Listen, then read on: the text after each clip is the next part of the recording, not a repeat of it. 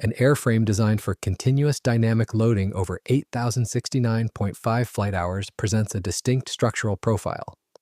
When that same airframe is bolted to a 20-foot static pedestal, the engineering baseline immediately shifts. This is the technical investigation of Avro Lancaster FM212. Built by Victory Aircraft in July 1945, the heavy bomber was a Canadian-manufactured Mark X variant. It emerged from the production line just as the Second World War ended, meaning it never saw combat operations. Instead, the military repurposed the aircraft for a specialized domestic mission. It was converted to a Mark X-P photographic configuration. The operational objective shifted from carrying ordnance over Europe to conducting vast, highly precise aerial surveys of the Canadian Arctic. During the early Cold War period, FM212 executed systematic mapping grids over deep northern latitudes. This mission profile required sustained high-altitude endurance. The structural framing accumulated thousands of cycles of altitude exposure, engine vibration, landing loads, severe temperature swings, and long-range survey stress. By retirement, its total has been reported as just over 8,000 flight hours, with museum material listing 8,069.5 and a later restoration account listing 8,039.5. Either figure places FM212 at the top of the known surviving Lancaster group. At retirement, the RCAF phased the aircraft out of active service and placed it into storage before its transfer to Windsor. The transition from active service asset to urban static display introduces a completely different set of mechanical constraints. In 1964, the city of Windsor acquired the retired heavy bomber. The purchase price was negotiated down to $1,250. The municipality determined the aircraft would serve as a permanent public memorial to aviation history. The immediate operational problem was logistics. Moving a massive 4-engine bomber with a wide wingspan from a military depot to an inland urban park required bypassing narrow city streets, dense traffic corridors, and low-clearance power lines. The engineering team solved the transport geometry by securing the airframe onto a marine barge at Dunnville, Ontario. In August 1964, the route carried the aircraft across Lake Ontario and down the Detroit River to Dieppe Park on Windsor's riverfront, establishing the first phase of its new static existence. In early 1965, the bomber was carefully towed the remaining distance to Jackson Park. The site placed the memorial directly in the center of the city. The municipality did not want a ground-level display. A surface-level footprint would expose the thin aluminum skin and fragile flight control surfaces to direct public handling, vandalism, and unregulated access. The local engineering decision was to elevate the bomber high above the ground, creating a secure vertical perimeter. In 1965, municipal crews prepared a custom concrete and steel pylon. A heavy commercial crane lifted the Lancaster onto this fixed mount. The airframe was bolted securely atop the 20-foot pedestal. This installation finalized the operational condition of the aircraft for the next several decades. At an elevation of 20 feet, the physical geometry of the display was fixed. The engineering choice satisfied the immediate requirement of visual prominence. The bomber sat exposed to the elements, held aloft by a single steel column positioned directly beneath the central fuselage. The structure of a Lancaster bomber is engineered as a complex network of stressed metal skin, internal ribs, and heavy longitudinal members. In flight, the massive weight of the 4 internal combustion engines, fuel cells, and internal payload is distributed evenly across the long horizontal span of the main wings. Aerodynamic lift supports the aircraft dynamically from beneath the broad wing surfaces. During ground maneuvering, the weight transfers down through heavy landing gear assemblies that are directly tied into the most robust wing structures. Those original load paths did not match the concentrated support condition imposed by the monument mount. That public-facing solution came at a structural cost. A multi-ton bomber had been elevated on a single central point, creating a compromise that would slowly tear the aircraft apart. The compromise became physical inside the airframe. The installation crew faced a strict geometric constraint. The steel pedestal had to support the aircraft beneath the center section, a load path very different from the bomber's original landing gear supports. The structural core of a Lancaster features 2 massive main wing spars that run laterally through the center of the airframe. These deep beams form the primary backbone. engineered to carry the loads of the engines, the wings, and the tail section. During the pedestal installation, much of the original structure between those two main spars was removed, an alteration later identified as a major contributor to the weakening of the aircraft. This physical removal created the trade-off. The outer wings and engine nacelles now imposed long-term bending loads on a center section already weakened at the exact point of concentrated support. This newly concentrated structural stress point was then subjected to 40 years of continuous external environmental loads.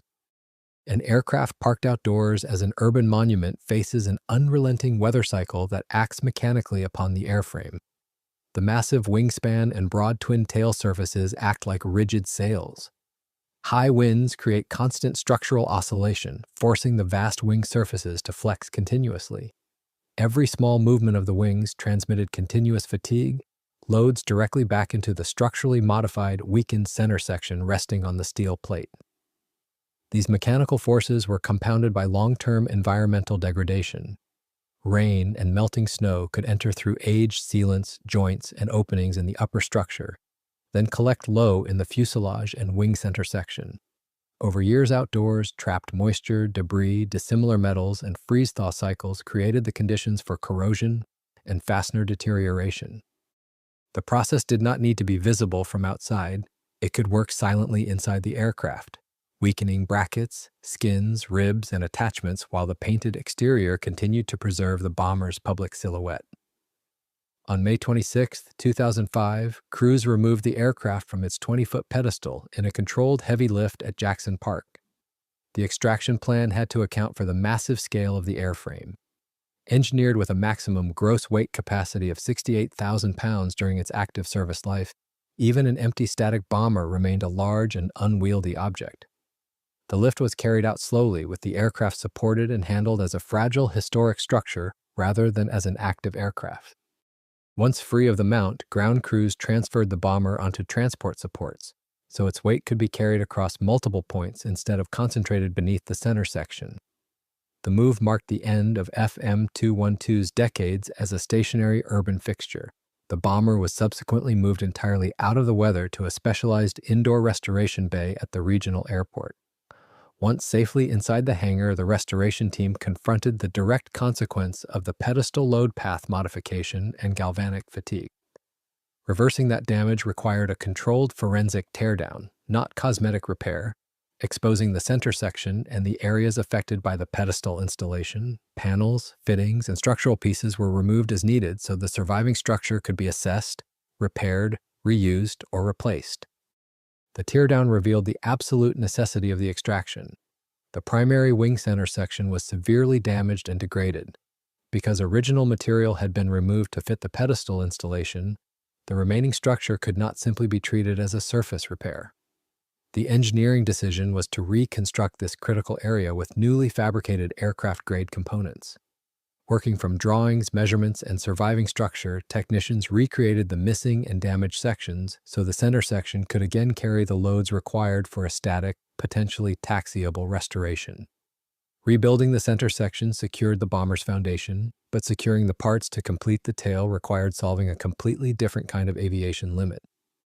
A structurally sound aviation component can still be limited by paperwork, inspection history, and approved service life. The engineering concept is fatigue management. Critical structures, such as horizontal stabilizers, the airfoil surfaces at the rear of an aircraft that govern pitch control, are judged by documented stress history and certification evidence, not appearance alone. During flight, these horizontal surfaces sit in disturbed airflow from the wing and propellers and carry repeated dynamic loads through their spars and attachments. In the United Kingdom, the Royal Air Force Battle of Britain Memorial Flight operated the only airworthy Lancaster in Europe. Keeping that aircraft flying required operationally acceptable tailplane structure, backed by documentation and restoration work. Sourcing replacement structural parts for an airframe manufactured in 1945 presents an extreme logistical constraint. The global inventory of surviving airframes is exceptionally small. 17 largely intact Lancasters are commonly listed as surviving worldwide, and only 2 are airworthy. The vast majority of these surviving machines are permanently locked into static museum displays scattered across different continents. Locating a heavy structural component like a horizontal stabilizer within this tiny population is an immense challenge. The problem is further complicated by the strict flight hour requirement. To be legally viable for a return to flight, the replacement part must possess documented proof of a low operational history. The logbooks must prove the replacement part has not already consumed its own fatigue lifespan. Finding a legally viable component essentially limits the search to aircraft that were retired early in their service careers. Furthermore, parts attached to static outdoor displays have often suffered from decades of severe environmental degradation. A static museum might possess a low-hour component that is legally clear for flight, but physically devastated by weather and corrosion. Conversely, an active flying organization might possess a physically pristine component that is permanently locked out of the air by the flight hour regulations. This framework creates a rigid operating paradox in aviation preservation. An airworthy operator needs a component with legal flight hours remaining, even if that component requires heavy structural restoration to reverse weather damage. A static museum operator requires components that are physically intact to maintain the visual integrity of their display, but they have absolutely no need for legal flight hours. The aviation regulations unintentionally create two separate classes of components. One class is physically degraded but legally viable. The second class is physically pristine but legally dead. The British Flying Organization therefore needed a static airframe whose records could unlock deep restoration and airworthiness review. Somewhere within that tiny surviving inventory, a matching static airframe held the necessary logbook history. That pressure produced an unprecedented cross-Atlantic trade designed to solve two distinct preservation problems simultaneously. In 2016, Windsor City Council faced a highly unusual aeronautical decision. The city had to authorize negotiations for sending FM212's horizontal stabilizers to the United Kingdom under an exchange arrangement that would later be formalized in 2018. The local engineering team was rebuilding FM212 for exhibit purposes with the possibility of ground running and taxi operation rather than flight. A taxiable condition creates a specific operational standard. The airframe must support its own weight, absorb engine vibration, and tolerate ground movement and braking without meeting the full certification burden of flight. This operational ceiling allowed the city to consider a rare international parts exchange. The Windsor stabilizers became the candidate structure for the RAF's active Lancaster, and under the agreement, the RAF would bear the associated costs and move them to the United Kingdom. Windsor City Council evaluated the preservation variables. Since FM212 was not being returned to flight, the city could prioritize the aircraft's exhibit condition and the long-term restoration plan over retaining flight-eligible paperwork for components it would not use in the air. Council authorized the exchange process in 2016. The formal agreement was signed in 2018, and correspondence later confirmed that the Windsor stabilizers had been safely received at RAF Bryce Norton on August 7, 2018. The original agreement called for United Kingdom Lancaster stabilizers to be returned to Windsor by June 30, 2021, but a later RAF response stated that the Windsor originals would instead be returned in the same condition as received. The logistics exchange was therefore a documented transfer for assessment and potential use, not a confirmed completed swap at the time of the city audit. The public record reviewed here confirms British possession of the Windsor stabilizers and a described return arrangement, but it does not confirm replacement United Kingdom stabilizers had already arrived in Windsor, final airworthiness certification had been secured, or the tail assembly had been completely restored. Preparing to reassemble the complete aircraft instead triggered a final physical paradox on the ground. An airframe with a wingspan of exactly 102 feet turns final assembly into a question of architecture as much as aviation. At that scale, restoration no longer ends with repaired metal. It must also fit through the physical limits of the building around it. The long process of disassembly reversal allowed the local technicians to isolate and replace the structurally compromised foundational components. The center section has undergone major reconstruction, and the restoration is being carried forward toward a static display with the long-term possibility of engine running and taxi operation. The primary engineering objective was to halt severe environmental deterioration and physically reconstruct the degraded center section structure. That objective is central to the restoration even while final assembly remains unfinished. The remaining threshold is the wing join. Final attachment of the main wing sections would lock the aircraft into its full 102-foot geometry, turning modular restoration work into one complete airframe. But moving from component stabilization to final physical assembly introduces a severe architectural constraint. Initiating the final attachment of the vast main wings to the restored center section creates a hangar geometry trap. The restoration facility currently housing the project possesses defined, rigid structural boundaries. The width of the massive bay doors through which the fuselage was originally rolled is fundamentally smaller than the final assembled operational width of the completed aircraft. If the engineering team physically bolts the heavy outer wing sections to the primary spar mounts inside the current workspace, the complete airframe will become permanently trapped inside the building. The fully assembled wingspan of 102 feet will drastically exceed the maximum lateral clearance of the hangar exit doors. You cannot angle or maneuver an assembled 102-foot wide rigid structure through a narrower aperture. This absolute physical limit forces a mandatory and permanent pause in the structural reassembly process. The aircraft cannot be made physically whole until it is relocated to an entirely new, structurally accommodating facility.